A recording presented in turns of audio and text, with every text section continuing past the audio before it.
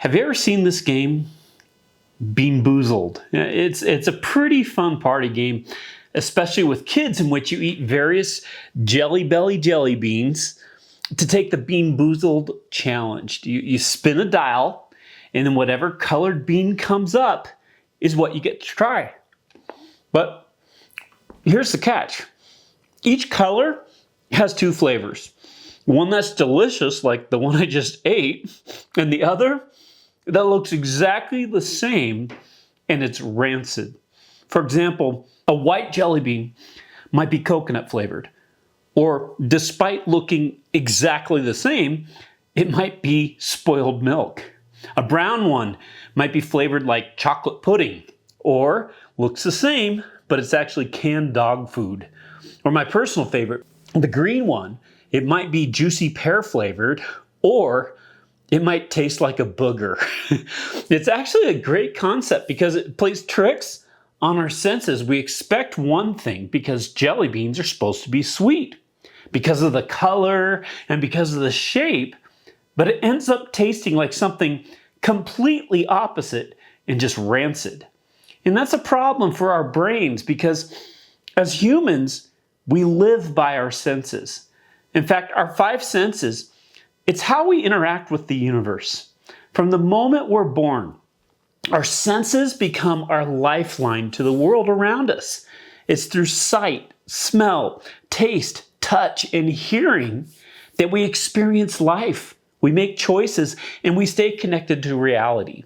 Even as kids, we're taught to use our senses, to explore, to investigate, to figure out what is true. And make no mistakes, our five senses, they're an incredible gift from God. They're how we experience His creation and relationships with others, how we learn, and how we discover the world He made for us to thrive in. But the problem is, our senses, they can fail us. That's why BeanBoozled, that's why it's so fun. What looks like one thing is actually something completely different. The game works by tricking our brain into sensing something is different than it actually appears. That's why the Apostle Paul wrote to the Corinthian church about the key to living as followers of Jesus. For we live by faith, not by sight.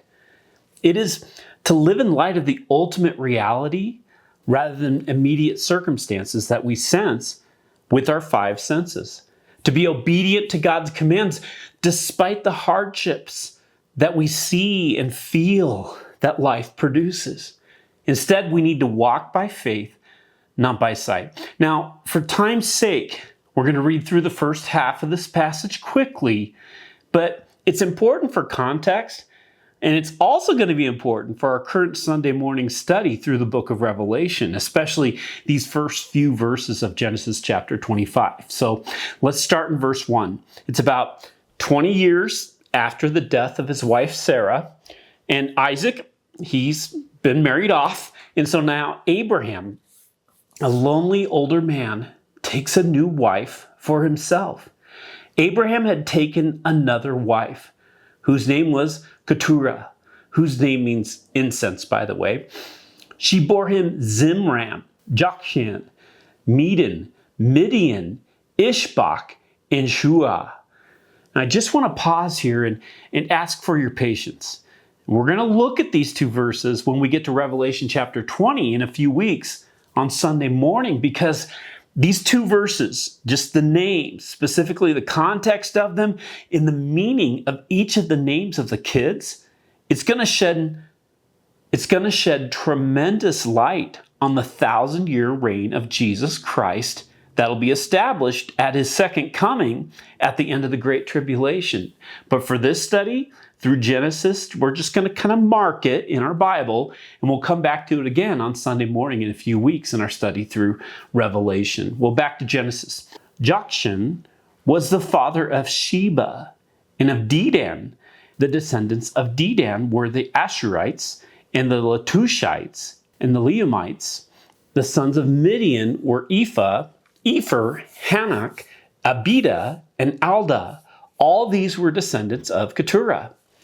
Abraham left everything he owned to Isaac, But while he was still living, he gave gifts to the sons of his concubines and sent them away from his son Isaac to the land of the east. Now we can see Abraham, he cared for all of these children, both the sons of his new wife and the sons of his concubines. And he provided for them while he was still alive. But don't miss it. You can see the fulfillment of God's promise to Abraham that he would become the father of many nations. As several of these names are names we'll see keep popping back up as nations around Israel throughout our verse-by-verse study through the Old Testament. However, despite caring for them, each one was a potential threat to his miracle son of promise, Isaac. So just like he did with Ishmael, the son of his concubine Hagar, he sent them away. Verse 7, Abraham lived 175 years. Wow, that sounds painful. Then Abraham breathed his last and died at a good old age, an old man and full of years, and he was gathered to his people. 2 short verses with just tremendous impact. The end of Abraham, the first patriarch of the Jewish people, who will produce through his offspring the promised Savior of the world.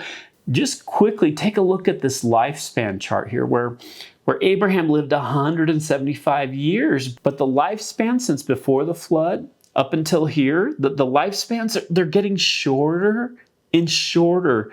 It's likely due to the effects and consequences of sin upon humanity. Sin's consequences are having a measurable effect on humanity's lifespans. Verse 9, his sons Isaac and Ishmael buried him. Isn't that interesting? It's who buries Abraham, not just Isaac, but Ishmael, who was the oldest, although illegitimate son through Hagar, not Sarah. But we see the respect, even though Ishmael had been sent away.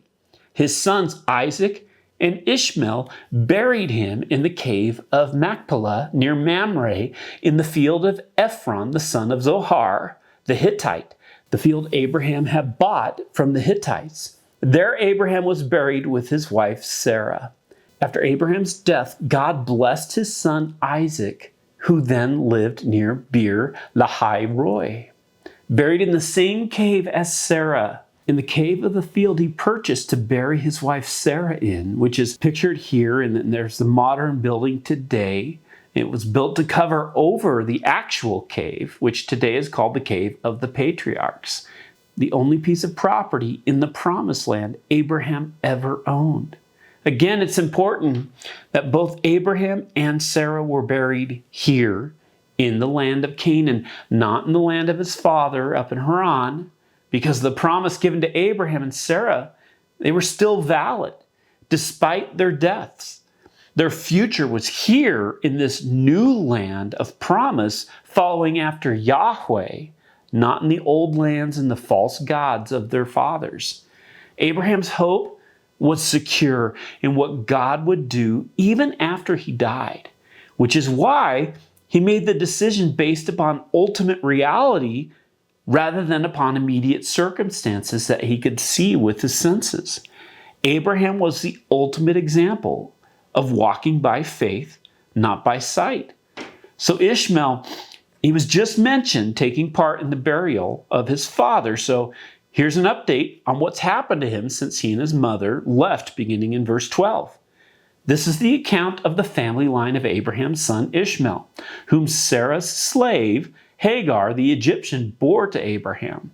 These are the names of the sons of Ishmael, listed in the order of their birth. Nebaioth, the firstborn of Ishmael, Kedar, Abdil, Mibsam, Mishma, Duma, Massa, Hadad, Tema, Judah, Naphish, and Kedema. These were the sons of Ishmael, and these are the names of the 12 tribal rulers according to their settlements and camps. That's a little side note, but don't miss these 12 rulers listed here are the direct answer to a prophecy that God spoke over Ishmael back in chapter 17, verse 20. And as for Ishmael, I have heard you. I will surely bless him. I will make him fruitful and will greatly increase his numbers. And he will be the father of 12 rulers. And I will make him into a great nation. So back to chapter 25, verse 17.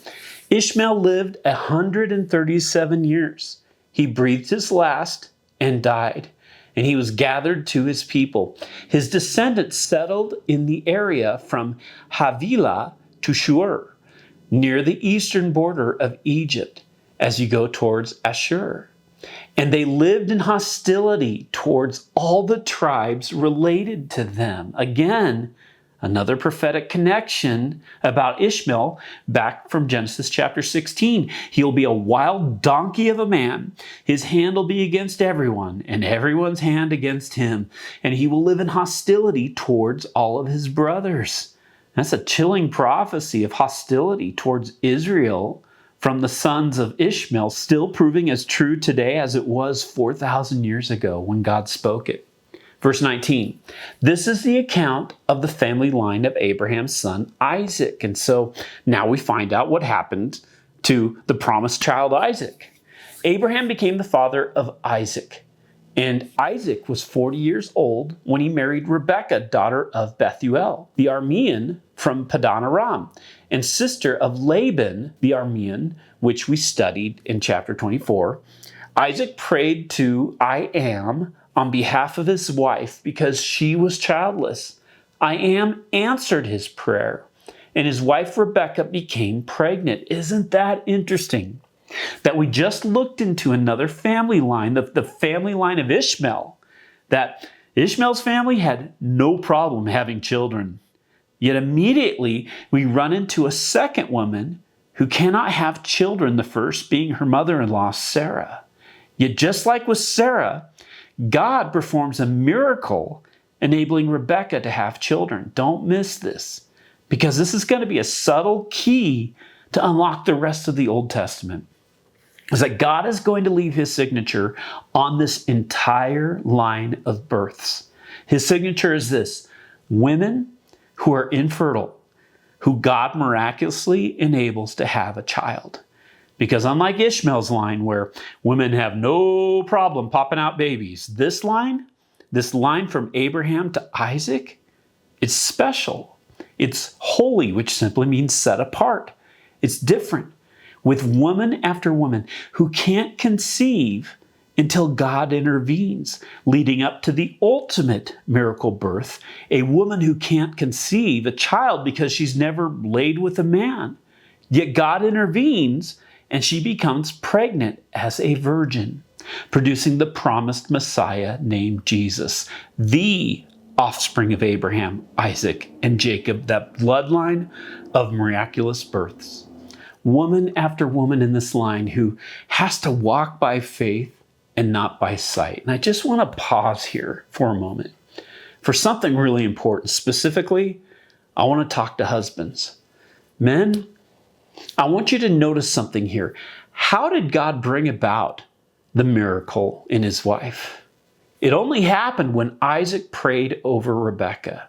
God waited until a husband prayed over his wife. Men, what a beautiful example of the power of God that moves when a man prays over his wife. That's our job, men. Are you praying over your wife and kids every day? It's your job. As head of the home, I'm convinced something significant happens when men step up and pray. Is your wife depressed? Men, reach your hands out. Lay your hands on your wife's head or on her shoulder, just representing the Holy Spirit, and pray over her. Is she anxious? Pray over her. Is she in physical pain? Men, pray over your wife. Is she overwhelmed at work, in the home with the kids, or if she's doing school? Men, pray over her.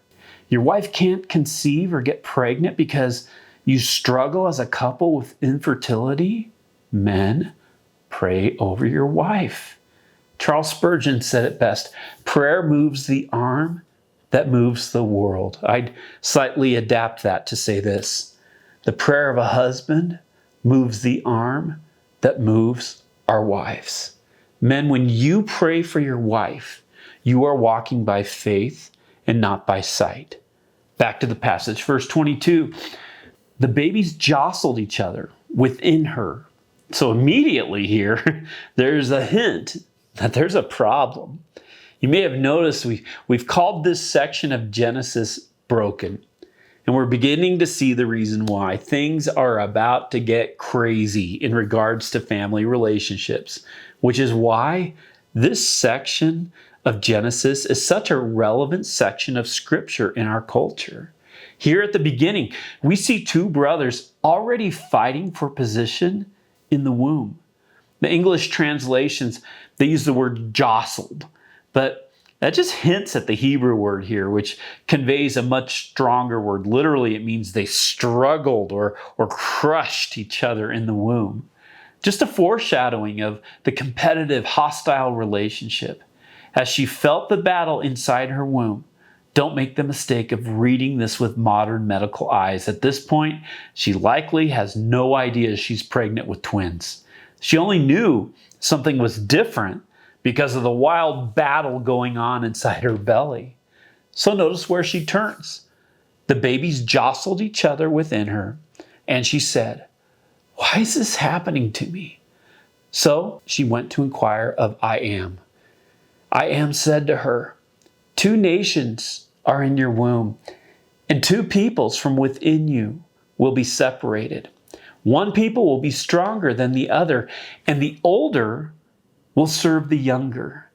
The Lord directly answers with prophecy. Rebekah, you're not just pregnant by my power through your husband's prayers, but guess what, sweetie? You're going to have twins. Now, on top of that, just imagine hearing this from the Lord. Not just two babies, but two nations are in your womb. And guess what? The younger is stronger, and the older will serve the younger. It's completely unnatural to their culture. God's basically telling Rebekah, "Sweetie, your world's about to get turned upside down." The other important thing to notice here is that the Lord himself reveals prophecy about these boys. It's important because we're going to see a lot of deception and positioning going on here. But from before they were born, notice who God's choice was. It was the younger of the two brothers. Jacob was God's choice all along. Paul even refers to this in his letter to the Romans. Not only that, but Rebekah's children were conceived at the same time by our father Isaac. Yet before the twins were born or had done anything good or bad, in order that God's purpose in election might stand, not by works, but by him who calls, she was told, the older will serve the younger. Just as it is written, Jacob I loved, but Esau I hated. What shall we say then? Is God unjust? Not at all. For he says to Moses, I will have mercy on whom I have mercy, and I will have compassion on whom I have compassion. Well, back to Genesis 24. When the time came for her to give birth, there were twin boys in her womb. The first to come out was red, and his whole body was like a hairy garment.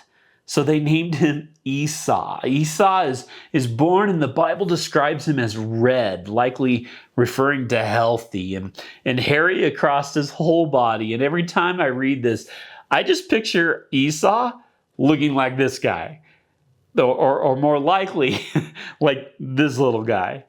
And an extremely hairy baby. Well, verse 26, after this, his brother came out with his hand grasping Esau's heel. So he was named Jacob. Isaac was 60 years old when Rebekah gave birth to them. Now, you may hear this and think, two infants and one of them is grasping the heel of the other. Well, you have to remember this is no ordinary pair. They've been fighting since they were conceived. The idea here is that the younger twin, born seconds later, was holding on, fighting to keep up with the first, literally fighting for the blessing of the birthright. Now, Jacob's name means to protect, but It's a word play on the Hebrew word for heel. And we're going to see his name will take on a deeper sense later in his life as his deceptive nature becomes more evident. His name will be heel catcher, or heel grabber, deceiver. And you may remember in chapter 24, we met Uncle Laban. And to capture his personality and his deal-making nature, we used Donald Trump. Well, for Jacob, I wanted to capture his character and convey the personality of who Jacob really was as the heel catcher. And the only character I could think of comes from the MCU, back before Disney ruined it, back with the old Thor movies. Well, Jacob kind of reminds me of Loki, Thor's brother, nicknamed the god of mischief, always kind of fighting for his piece of the pie, always in the shadow of his big brother, not quite as manly, kind of a mama's boy, always scheming, always tricking. Well, that's Jacob. Well, verse 27, the boys grew up and Esau became a skillful hunter, a man of the open country, while Jacob was content to stay at home among the tents. So, not to take this too far, but if Loki represents Jacob, well, who would represent Esau? I'd kind of say Thor, the big brother, especially the hair. Now, obviously, Thor is a man of tremendous character, and we're going to see huge holes in Esau's character. But the biblical description of Esau is a very hairy, strong and healthy, mighty hunter, kind of like Thor.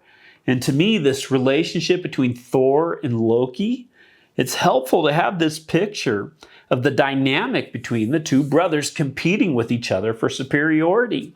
The ultimate sibling rivalry with devastating consequences.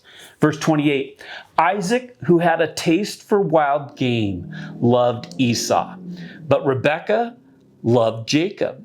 And now we see the broken family relationships. They come out. The root of the problem, it's the same root that we're going to see in this family dynamic throughout the rest of Genesis. It's parents playing favorites. We have to remember the Bible is often descriptive rather than prescriptive. When God commands or promises something or speaks through a prophet, it is prescriptive of how we are to live. But often in narratives such as this, it's descriptive, describing what actually happened, warts and all, often pointing us to avoid those mistakes by reading about the consequences. In the Bible, it'll be very descriptive with this family, not prescriptive, as it deals with this extremely dysfunctional family. Well, here Esau was Isaac's favorite. Why? Because of his taste buds. Isaac may have been the child of promise to Abraham, but he was a man who lived more like Abraham's nephew Lot in that he lived by his senses. Isaac favored Esau because of his stomach. He loved a good steak, and Esau was a great hunter. Isaac lived by his senses, not by faith when it came to his sons. And while Esau was Isaac's favorite, Jacob was Rebekah's favorite. Maybe she liked his personality, or maybe it was because she knew that God had promised that the older would serve the younger. Where Esau was a mighty hunter and a manly stud, maybe she liked that it was God's strength that would make Jacob stronger. Well, I hope that's why, but it may be a bit altruistic for Rebekah because huge cracks are going to show up in her character and faith in God as well. Well, verse 29, once when Jacob was cooking some stew, Esau came in from the open country famished. He said to Jacob, quick, let me have some of that red stew. I'm famished. That is why he was also called Edom. Jacob replied, first, sell me your birthright. It's ironic that the mighty hunter, he can't find any game. Even more ironic is that the hunter is being hunted by the craftiness of Jacob. Esau is portrayed here as a living by his senses, and Jacob, though an indoors mama's boy, was a better hunter than Esau. He too craved, but something worth craving, a birthright. And so he was on a hunt too, a hunt for that honor. And as firstborn son, Esau automatically held the birthright. A birthright bestowed him as the head of the household and the right to inherit his father's estate. That son, with the birthright, would receive a double portion of whatever was passed down. And that's what crafty Jacob, was hunting for. Verse 32, "Look, I'm about to die," Esau said. "What good is the birthright to me?" But Jacob said, "Swear to me first." So he swore an oath to him, selling his birthright to Jacob. Then Jacob gave Esau some bread and some lentil stew. He ate and drank, and then got up and left. What an example of living by the senses, of giving up the future for the now. So similar to what Adam and Eve did when they craved the fruit of the garden, living by what they could see rather than resting in the promises of what God said, making decisions based upon the immediate circumstances rather than ultimate reality in the Word of God, is walking by sight rather than walking by faith. And you may say, yeah, but if Esau walked by faith and that meant his little weasel of a brother Jacob he'd still get the birthright and Esau would still lose out. Yeah, but that was God's will. And he had a different will for Esau. But we know from the book of Hebrews that Esau could care less about what God's will was. From Hebrews 12, "See to it that no one is sexually immoral or is godless like Esau, who for a single meal sold his inheritance rights as the oldest son." Esau wasn't the only one walking by sight rather than by faith. Jacob was too. And notice the ending. So Esau despised his birthright. Well, of course he did. In the heat of the moment, when faced with hunger, he gave up what was precious for the future and did so by being set up by his younger brother for the rest of his life. He'd regret it. The author of Hebrews continues in chapters 12. "Afterward, as you know, when he wanted to inherit this blessing, he was rejected. Even though he sought the blessing with tears, he could not change what he had done." Did it have to be this way? This broken, destructive relationship in which two brothers jockeyed for position their whole lives? Deception, trickery, setting each other up, jealousy, brokenness? How different this brotherly relationship could have been, and possibly the futures of their descendants, had they both simply surrendered to the will of God rather than living by their senses. That is why we need to walk by faith and not by sight.